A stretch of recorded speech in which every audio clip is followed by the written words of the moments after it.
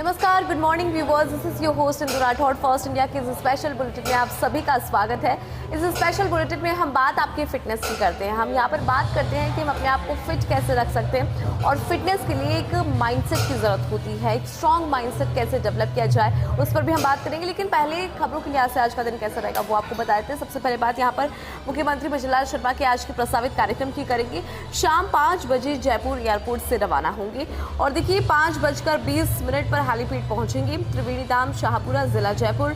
शाम 5:30 बजे पहुंचेंगे त्रिवेणी धाम और 5:30 से 5:50 तक त्रिवेणी धाम में स्थानीय कार्यक्रम में वो भाग लेंगे। फिर 5:50 पर त्रिवेणी धाम से रवाना होंगे। ये पूरा कार्यक्रम बता रहे हैं मुख्यमंत्री भजनलाल शर्मा का। और 6:05 पर पहुंचेंगे हनुवंत निवास पैलेस शाहपुरा बाग NH 48 और शाम 6:05 से 6:20 तक हनुवंत निवास पैलेस में कार्यक्रम है, उसमें वो शिरकत करेंगे। तो कुछ इस तरह से उनका कार्यक्रम रहने वाला है। फिर आगे 6:20 पर कार्यक्रम स्थल से रवाना होंगे मुख्यमंत्री भजनलाल शर्मा। यहाँ से वो रवाना होंगे और शाम को 6:35 पर हालीपीट पहुंचेंगे त्रिवेणी धाम शाहपुरा। तो कुछ इस तरह से उनका कार्यक्रम यहाँ पर रहेगा।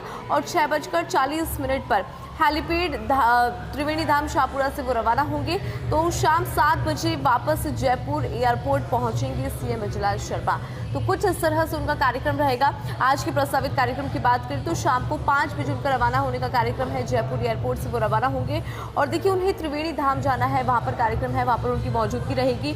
और जो वापसी का कार्यक्रम है वो शाम 7 बजे का है, यानी कि शाम 7 बजे तक मुख्यमंत्री भजनलाल शर्मा जयपुर एयरपोर्ट वापस पहुंच जाएंगे। यानी कि शाम को 5 बजे वो निकलेंगे, जयपुर एयरपोर्ट से रवाना हो जाएंगे और वापसी का जो उनका कार्यक्रम है आज ही का है, शाम 7 बजे का वापसी का कार्यक्रम है। यानी कि शाम 7 बजे जयपुर एयरपोर्ट पहुंच जाएंगे और इस बीच में मुख्यमंत्री भजनलाल शर्मा त्रिवेणी धाम जाएंगे, साथ ही हनुवंत निवास पैलेस जाएंगे। तो कुछ कार्यक्रम यहाँ पर मुख्यमंत्री भजनलाल शर्मा के इस तरह से आज के रहने वाले हैं। त्रिवेणी धाम शाहपुरा में उनका आज का काफ़ी ज़्यादा इंपॉर्टेंट कार्यक्रम। चलिए आगे बढ़ेंगे।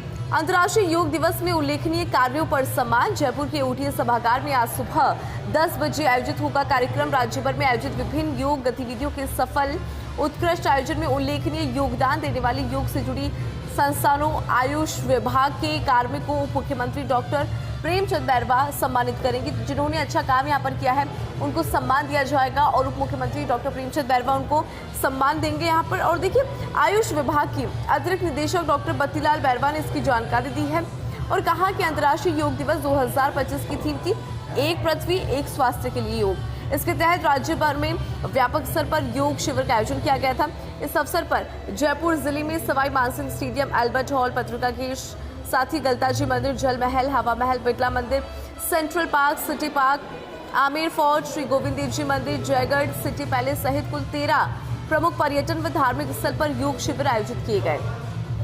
और इनके सफल आयोजन में विभिन्न संस्थानों, स्वयं सेवकों व आयुष विभाग के कार्मिकों का महत्वपूर्ण योगदान देखने को मिला था, जिन्हें राज्य स्तरीय समारोह में सम्मानित किया जाएगा। उनको यहाँ पर सम्मान दिया जाएगा। जिस तरह से उत्कृष्ट कार्य उन्होंने किया उसका सम्मान यहाँ पर उनको दिया जाएगा। इस दौरान आयुष रोगियों के पंजीकरण, दवा वितरण, प्रिस्क्रिप्शन, रिपोर्टिंग आदि के लिए तैयार किए गए IHMS पोर्टल का भी शुभारंभ किया जाएगा। जो ये पोर्टल है उसका शुभारंभ यहाँ पर होगा।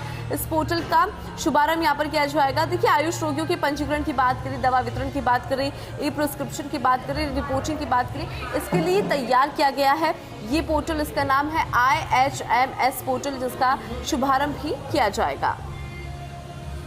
अब आगे बढ़ेंगे। IMD का मई का पूर्वानुमान, गर्मी से राहत के संकेत। बड़ी खबर आपको बता दें, IMD का मई का पूर्वानुमान गर्मी से राहत के संकेत है। देश के ज्यादातर हिस्सों में सामान्य या कम रहेगा अधिकतम तापमान। प्री मानसून बारिश औसत से 110% तक ज्यादा होने की संभावना है। तो वहीं दक्षिण, उत्तर पूर्व और उत्तर पश्चिम के कुछ हिस्सों में गर्मी बढ़ेगी।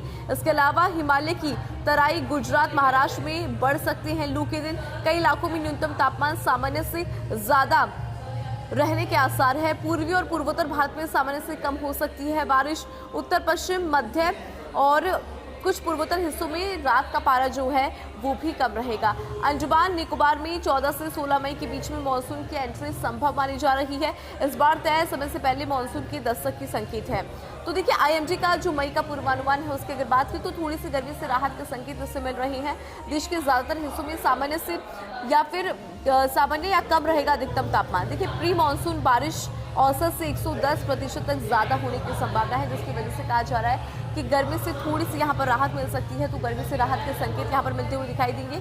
आईएमडी का जो मई का पूर्वानुमान है उसके तहत हम आपको ये जानकारी दे रहे हैं। और इस बार तय समय से पहले मानसून की दस्तक की भी यहाँ पर संकेत बने हुए हैं, यानी कि मानसून जो है पहली दस्तक दे सकता है। ये भी यहाँ पर जानकारी फिलहाल मिल रही है। चलिए आगे बढ़ेंगे। बंगाल में आज 15 मतदान केंद्रों पर पुनः वोटिंग। 11 मतदान केंद्र मगरहाट पश्चिम के और 4 डायमंड हार्बर के हैं।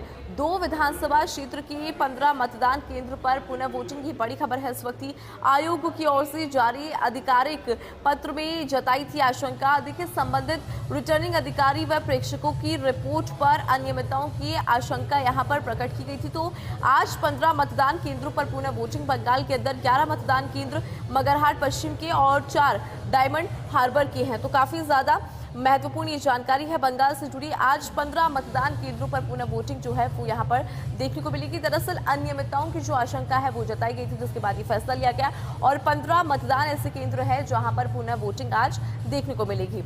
अब ये तो हमने आपको तमाम बड़ी खबरें बताई। अब हम बात यहाँ पर अखबार की करेंगे, क्योंकि मेरे पास फर्स्ट इंडिया ग्रुप द्वारा पब्लिश 2 बड़े न्यूज़पेपर है। First India daily English newspaper ये मेरे साथ है और इसमें क्या कुछ खास है वो हम आपको बताते हैं कि आज इस अखबार में क्या है खास। Pradhan backs foreign languages for careers. Rajasthan government on Friday signed MOU with institution including the English and Foreign Languages University EFLU Hyderabad and National Skill Development Corporation during the MOU exchange ceremony for Foreign Language Communication Skill Program at Birla Auditorium in Jaipur on Friday। तो Birla auditorium में Friday को एक महत्वपूर्ण कार्यक्रम आयोजित हुआ था। अगर इस पूरे कार्यक्रम की बात करें तो foreign language communication skill program का आयोजन यहाँ पर हुआ था, जिसके अंदर इंग्लिश के अलावा फॉरेन लैंग्वेजेस की अगर हम बात करें उसको तवज्जो यहाँ पर दी गई थी, ताकि जो बेहतर करियर ऑप्शंस जो है उसके अंदर लैंग्वेज किस तरह से एक इंपॉर्टेंट रोल प्ले करती है उसको ध्यान में रखते हुए पूरा प्रोग्राम यहाँ पर किया गया था।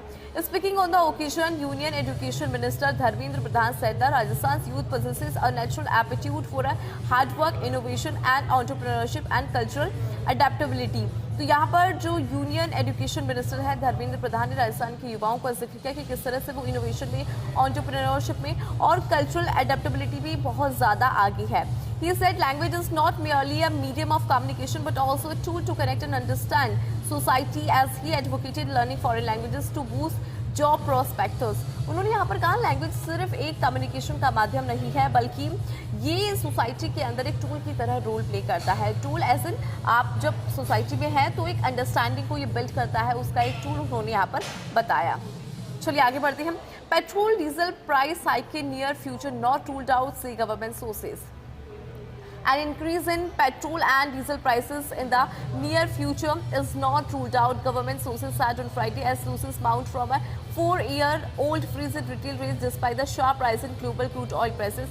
International crude oil prices this week climbed to a 4-year high of USD 126 per barrel before cooling down slightly, but remained above USD 110 a barrel as a ship transit through the Strait of Hormuz remained restricted and US and Iranian leaders traded Babs aimed stall peace talks। तो यहाँ पर जो देखिए straight of Hormuz है, क्योंकि वो अभी तक उस पर रेस्ट्रिक्शंस है, उसकी वजह से जो हम क्रूड ऑयल की बात करते हैं जिसके अंदर एक बड़ा क्लाइंब जो है इस बार नजर आया है, उसका यहाँ पर जिक्र किया गया। Meanwhile day after hike in commercial LPG cylinder rates, sources at the petrol and diesel prices में increase by around 4 to 5 litre, while domestic LPG cylinders could see a hike of ₹40 to 50। अब देखिए अगर हम commercial LPG cylinder की rates की बात यहाँ पर करें तो सोर्सेज बता रहे हैं कि जो पेट्रोल और डीजल है इसके प्राइसेस भी यहाँ पर बढ़ सकते हैं। हालांकि 4 से 5 रुपए जो है इनके प्राइसेस में इंक्रीमेंट देखने को मिल सकता है। 4 से 5 रुपए जो प्राइस है वो यहाँ पर इंक्रीज हो सकता है। If we talk about the LPG cylinders तो यहाँ पर भी इसके अंदर हाइक देखने को मिल सकता है। हालांकि जो एलपीजी सिलेंडर्स इनके अंदर जो हाइक है वो कहा जा रहा है कि 40 से 50 रुपए के बीच में ये हाइक हो सकती है। CJI declares Sikkim as the first paperless state judiciary. Chief Justice of India, Justice Suryakant, on Friday declared Sikkim as the first paperless state judiciary in the country during the inauguration ceremony of the Conclave on Technology and Judicial Education held in Gangtok. तो देखिए, Chief Justice of India Suryakant उन्होंने यहाँ पर एक बहुत ही important चीज़ declare की है सिक्किम को लेकर। दरअसल उन्होंने फर्स्ट पेपरलेस स्टेट का जो है वो यहाँ पर इसको डिक्लेयर किया है जुडिशरी के तौर पर। अब देखिए, अगर इसकी बात यहाँ पर की जाए, क्योंकि कार्यक्रम था, उस कार्यक्रम की अगर हम बात करें तो इनॉग्रेशन सेरेमनी थी, कॉन्क्लेव था टेक्नोलॉजी एंड जुडिशियल एजुकेशन, जो कि गैंगटॉक में आयोजित हुआ था, जिसके अंदर CJI ने सिक्किम को as a first paperless state judiciary declare किया है कंट्री के अंदर। A fully paperless judiciary is a system in which all legal processes are done electronically rather than through physical papers using measures such as digital files, e-filing, online hearings, digital case tracking etcetera.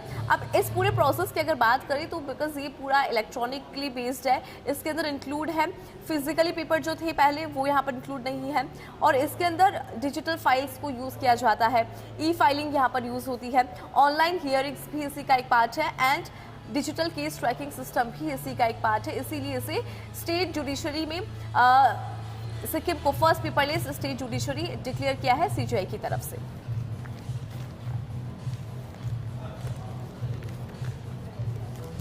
चलिए आगे बढ़ेंगे। Maheshwari stand for service and integrity. Lok Sabha speaker Om Birla said he was deeply moved by the warmth and welcome of the Maheshwari community during his visit to Haldwani, Uttarakhand. He praised their values of service, sacrifice and integrity, noting their strong presence in trade, industry, education and social service across the country. Birla said the community has strengthened social values along with economic progress through the hard work and honesty. Lok Sabha speaker Om Birla Haldwani में थे, उत्तराखंड के अंदर थे, यहाँ पर उनका स्वागत किया गया, जो उनका वेलकम हुआ उसके लिए उन्होंने यहाँ पे धन्यवाद भी दिया है। साथ ही उन्होंने जो माहेश्वरी कम्युनिटी है उनकी वैल्यूज़ की उनको एक्नॉलेज किया एंड अप्रिशिएट भी किया। उन्होंने उनकी values of service, sacrifice and integrity, noting their strong presence in trade, industry, education and social service across the country, इसका यहाँ पे जिक्र किया है कि किस तरह से ये जो पूरी कम्युनिटी है, एजुकेशन की अगर हम बात करें, सोशल सर्विसेज की अगर बात करें, उसमें किस तरह से आगे रहती है, इसका उन्होंने जिक्र किया।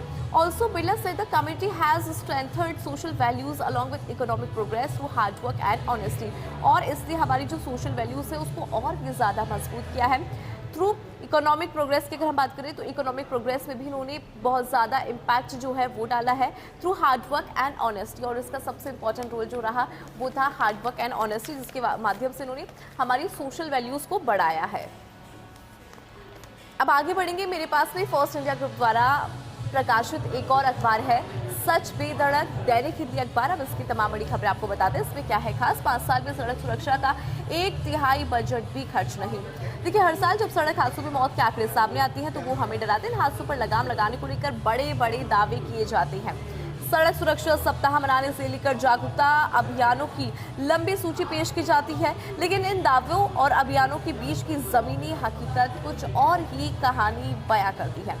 सच बेधड़क ने जब राजस्थान में सड़क सुरक्षा पर होने वाले खर्च के आंकड़ों की पड़ताल की तो ये चौंकाने वाला सच सभी के सामने आया कि प्रदेश में बीते 5 साल के दौरान सड़क सुरक्षा के नाम पर आवंटित हुए बजट का 1/3 हिस्सा भी खर्च नहीं हो पाया है। प्रदेश में सड़क दुर्घटनाएं और मौतों का आंकड़ा तो लगातार बढ़ता रहा, लेकिन सड़क सुरक्षा के लिए आवंटित बजट की खर्च का आंकड़ा 60% तक भी नहीं पहुंचा। साल 2020 से 21 से 2024 से 25 तक कुल करीब 85,383.15 लाख रुपए का बजट स्वीकृत किया गया, लेकिन केवल 27,450.08 लाख रुपए ही खर्च यहाँ पर हुए, जिसकी वजह से देखिए कई तरह के सवाल यहाँ पर, क्योंकि बड़े बड़े दावे किए जाते हैं, सड़क सुरक्षा सप्ताह मनाया जाता है, इसके अलावा जागरूकता अभियानों की लंबी सूची हम सभी के सामने पेश होती है, लेकिन जमीनी हकीकत कुछ और ही यहाँ पर बयां कर रही है।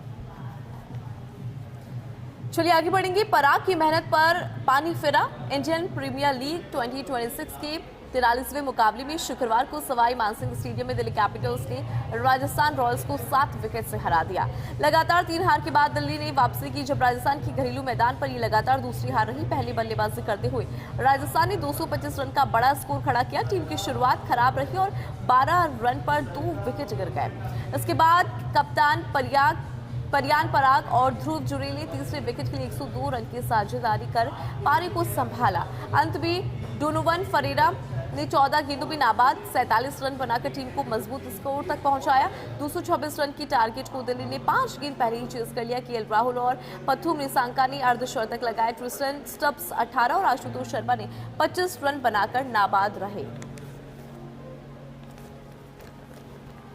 अब आगे बढ़ेंगे। सीएम ने पोर्टल पर दर्ज किया डेटा, महाअभियान से जुड़ने की अपील की है। राजस्थान में जनगणना 2027 के तहत 1 मई से स्वगणना प्रक्रिया राज्य भर से शुरू हो गई है। डिजिटल माध्यम से चल रहे इस महाअभियान में आमजन को स्वयं ऑनलाइन पोर्टल पर अपनी जानकारी दर्ज करने की सुविधा दी गई है, जिसके जरिए सरकार विकसित और डिजिटल भारत की दिशा में एक बड़ा कदम उठा रही है। देखिए, प्रदेश के शीर्ष नेतृत्व से लेकर प्रशासनिक अधिकारियों तक सभी ने इस प्रक्रिया में भाग लेकर नागरिकों से सक्रिय सहयोग की अपील की है। शुक्रवार से शुरू हुए स्वगणना अभियान में अभी तक 1 लाख फॉर्म भरे गए। मुख्यमंत्री विजयलाल शर्मा ने शुक्रवार को मुख्यमंत्री निवास पर जनगणना 2027 के तहत 1 मई से प्रारंभ हुई स्वगणना में स्वयं भाग लेकर नागरिकों को प्रेरित किया। उन्होंने आधिकारिक पोर्टल se.census.government.in पर जाकर अपना विवरण भरते हुए आवश्यक जानकारी दर्ज करके फॉर्म सबमिट कर दिया है। मुख्यमंत्री ने कहा कि जनगणना 2027 डिजिटल और विकसित भारत 2047 के संकल्प को पूरा करने के लिए काफी ज्यादा महत्वपूर्ण है।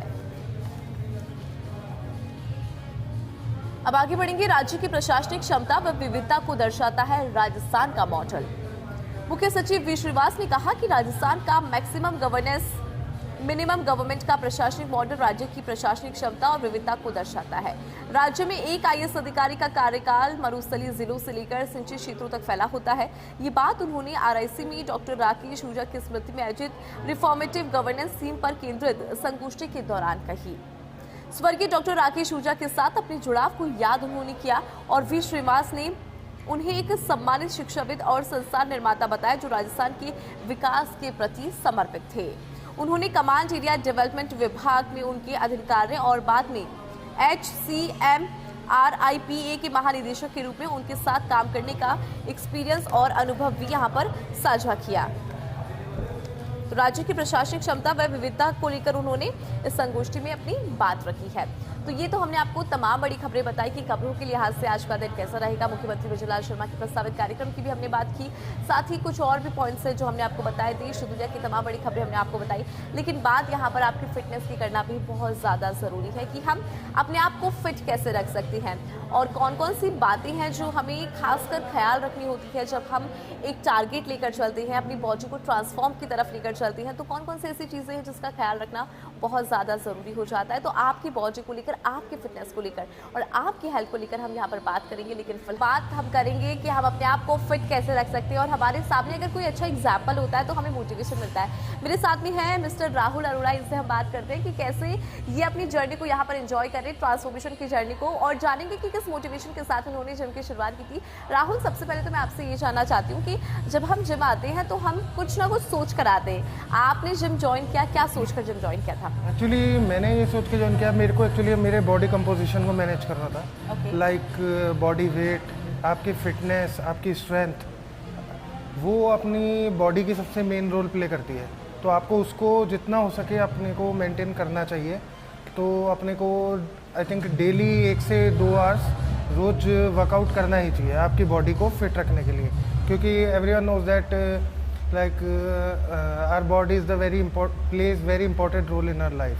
राइट। सो जान है तो जान है। बिल्कुल सही बात है, जान है तो जान है। अच्छा, आपने बताया कि आपने इस मोटिवेशन के साथ में जिम की शुरुआत की थी। कितना टाइम हो गया है आपको फिटनेस? मेरे को आई थिंक 45 डेज राउंड हो चुके हैं यहाँ पे। अच्छा, 30 to 45 डेज। 45 डेज, या सो मेरे को काफ़ी रिलैक्स फील होता है मॉर्निंग में। अच्छा, डे 1 की बात करूँ और आज के दिन की बात करूँ, डे 1 से अभी तक आपने अपनी बॉडी में क्या क्या चेंजेस फील करे? चेंजेस एक तो ये फील हुआ है मेनली, पहले जैसे थोड़ी थकान, टायर्डनेस लगती थी मेरे को, बट जब से मैंने मॉर्निंग में वर्कआउट चालू किया है तो होल डे मतलब एक एनर्जी रहती है, एक एक्टिवनेस रहती है। You feel energetic. या and body parts like knees, elbows, तो so I feel strength in that. Okay. So अच्छा, हम जब कोई भी चीज़ शुरू करते हैं, खासकर फिटनेस की अगर हम बात करें, तो कहा जाता है कि जो आपकी डाइट है वो तो बहुत ज़्यादा क्रूशियल रोल प्ले करती है और हमें अपनी डाइट में अच्छी चीज़ें जो है वो इंक्लूड करनी चाहिए। हमारा प्रोटीन की अगर मैं बात करूँ और भी जो एस्पेक्ट्स होते हैं वो आपके ट्रेनर आपको गाइड भी करते हैं। तो जब आपने शुरू किया था तब आपकी डाइट कैसे रहती थी और अभी चूंकि आप फिटनेस के अंदर हैं तो अभी कौन कौन सी चीज़ें हैं जो आप अपनी डाइट के अंदर लेते हैं, मतलब मैंडेटरी आपने किया हुआ है, और कौन कौन सी चीज़ें हैं जो आप बिल्कुल अवॉइड करते हैं? मैं शुगर की भी यहाँ पे बात करूँगी क्योंकि हम इंडियंस हैं और हम चाय के साथ में अपने दिन की शुरुआत करते हैं, लेकिन चाय हमें भी पता है कितनी ज़्यादा हानिकारक होती है, तो आप उसे कैसे मैनेज करते हैं? एक्चुअली जब मैंने ज्वाइन किया था उससे पहले मेरी डाइट मैनेजेबल नहीं थी। मैं जैसे मॉर्निंग में जब उठते हैं, जैसे मेनली इंडिया में तो वो टी से स्टार्ट करते हैं अपना डे। तो I think as per your body अपने को स्टार्टिंग में वार्म वाटर लेना चाहिए या फिर आप ब्लैक कॉफ़ी ले सकते हैं जिससे शुगर इनटेक स्टार्टिंग में बहुत कम हो। एक्चुअली स्टार्टिंग से ही आप शुगर इनटेक करना चाहिए या क्योंकि इंडिया में हर चीज़ में शुगर बहुत ज़्यादा प्रेफरेबल होती है लोगों के लिए, तो उसके लिए अपने को शुगर को अवॉइड जितना हो सके कर सकते हैं अपन। लाइक कॉफ़ी से, वार्म वाटर से या honey and lemon water, green tea अपन वो इंटेक करें तो ऑप्शंस है अपने पास जिस पर अपन जा सकते हैं। लेकिन आपने कैफीन का यहाँ पे जिक्र किया है तो मैं आपसे पूछना चाहूँगी कि हम जब कैफीन की बात करते हैं, क्योंकि ट्रेनर्स भी हमें बोलते हैं कि आप जब वर्कआउट करते हैं तो एक एनर्जी प्लस आप बहुत ज़्यादा कॉन्शियसली अपना वर्कआउट कर पाते हैं कैफीन अगर हम लेते तो, लेकिन क्या इसके कुछ साइड इफेक्ट्स नहीं, कोई नुकसान नहीं है? नहीं, या फिर एक प्रॉपर इंटेक होना चाहिए इसका? या एक प्रॉपर इंटेक होना चाहिए। लिमिट में ली हुई चीज़ कभी कोई नुकसान नहीं करेगी। आप अगर लिमिट एक्सीड कर रहे हैं तो वो अपने लिए थोड़ा हार्मफुल रहता है। जैसे मॉर्निंग में अगर आप हाफ कप या एक स्मॉल कप अगर आप ब्लैक कॉफ़ी पीते हैं उसके बाद वर्कआउट अगर करेंगे आप तो वो थोड़ा बॉडी एनर्जेटिक रहती है, आपको एनर्जी मिलती है थोड़ा। तो अपन लिमिट में अगर किसी भी चीज़ को लें तो वो हार्मफुल नहीं होता बॉडी के लिए। आप लिमिट एक्सीड करेंगे तो वो हार्मफुल होएगा बॉडी, वो चाहे आप कैफीन हो या कुछ भी हो। आप वाटर भी अगर ज़रूरत से ज़्यादा लेंगे तो वो भी हार्मफुल ही होता है बॉडी के लिए। Alright, thank you so much. आपने अपनी जर्नी भी हमारे साथ शेयर करी, साथ ही बताया कि जो बात हम करते हैं शुगर की, कैफीन की, हमारे दिमाग में बहुत सारी बातें आती है क्योंकि आपने अक्सर देखा होगा कि कोई भी व्यक्ति, कोई भी मेंबर जो है जब को ज्वाइन करता है तो फिर वो कॉफ़ी की तरफ, कैफीन की तरफ बहुत बढ़ता है, लेकिन इसका भी एक प्रॉपर अमाउंट होता है, एक प्रॉपर इंटेक होता है। हालांकि वो आपके जो ट्रेनर है वो आपको गाइड करता है कि कितना इंटेक जो है आप वो ले सकते हैं, क्योंकि जो कैफीन है वो आपको एनर्जी देता है और आप बिल्कुल कॉन्शियसली अपना वर्कआउट कर पाते हैं। लेकिन शुगर हमारे लिए बहुत ज़्यादा हानिकारक है। अगर आप भी अपने दिन की शुरुआत चाय के साथ करते तो आज से ही रुक जाइए। हालांकि थोड़ी मुश्किलें होंगी लेकिन धीरे धीरे सब हो जाता है, तो आज से ही कोशिश करें चाय को बिल्कुल अवॉइड करें। उसके साथ में आप ऑल्टरनेट ऑप्शंस पे जा सकते हैं, ग्रीन टी आप ले सकते हैं, ब्लैक कॉफ़ी आप ले सकते हैं, there are lot of options जो आप प्रेफर कर सकते हैं, लेकिन से नो टू चाय बहुत ज़रूरी हो जाता है। कल फिर से मुलाकात होगी इस स्पेशल बुलेटिन में, फिर से बात हम आपकी फिटनेस को लेकर करेंगे, लेकिन फिलहाल मुझे दीजिए इजाज़त। नमस्कार।